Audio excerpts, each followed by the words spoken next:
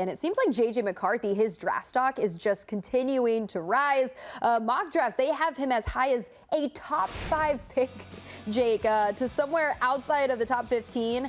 So where should he be drafted, would you say? He's rocketed up the draft boards. And, Jim Harbaugh was quoted saying it was the best pro day, throwing pro day he'd ever seen.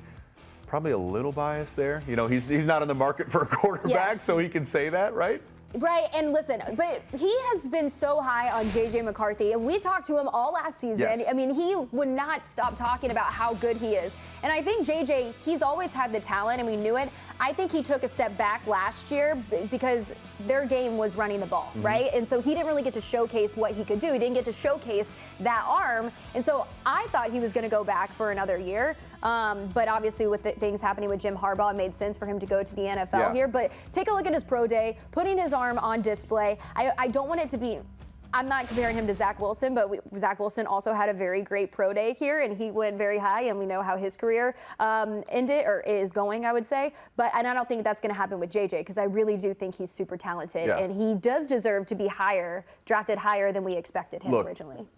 This is why, if the only thing you could do at a pro day is hurt yourself. Like, you could have the best pro day in the world, and I'll be like, I don't care. Like, you threw the ball with no defense out there when it's perfectly scripted in an air-conditioned indoor facility that you're familiar with. But to your point, you're right. So JJ, the big argument is JJ, wasn't asked to throw the ball a bunch. And yet, I honestly think that's a plus, because he has less opportunities. So you get to see who JJ is operating within a team.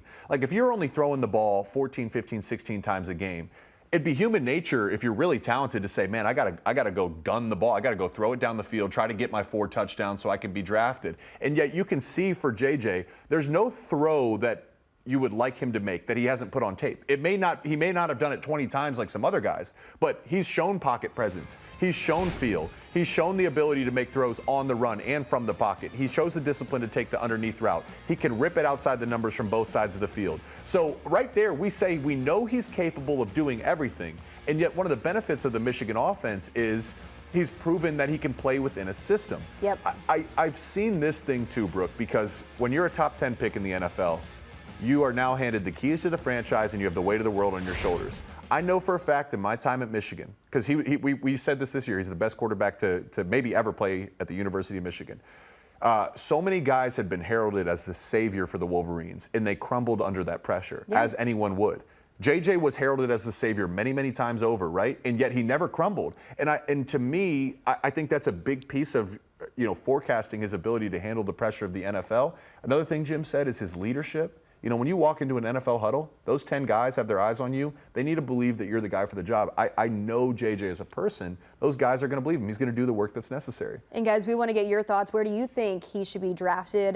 Go to the Stadium app and let us know your thoughts there. But just to play off what you were saying there, and just the leadership that he has. We saw it on display last year. When he walks into a room, you can just tell he has this confidence and just this aura around him where he's just like, I know this is my team. And I feel like that's going to translate to that next level, because he has been the leader of a championship caliber team, and he knows how to lead guys. I remember AJ Barner, and also just the ownership. AJ Barner, he told me, he's like, he wants us to hold him accountable, right? Like, he's like, hey, if I do something wrong, I remember seeing them on the sidelines last year, he's going and talking to guys. He's like, hey, that's on me. Or, hey, what can I do better and put you in a better position out on the field? And so I just think that for him to learn that at this age, and just the maturity, and also to be under a guy like Jim Harbaugh, to be able to be coached by him, and an NFL-style coach, I think that's just going to, speak volumes going to the next level. It's going to make the transition easier. Now the question is, Jake, where does he go in the draft?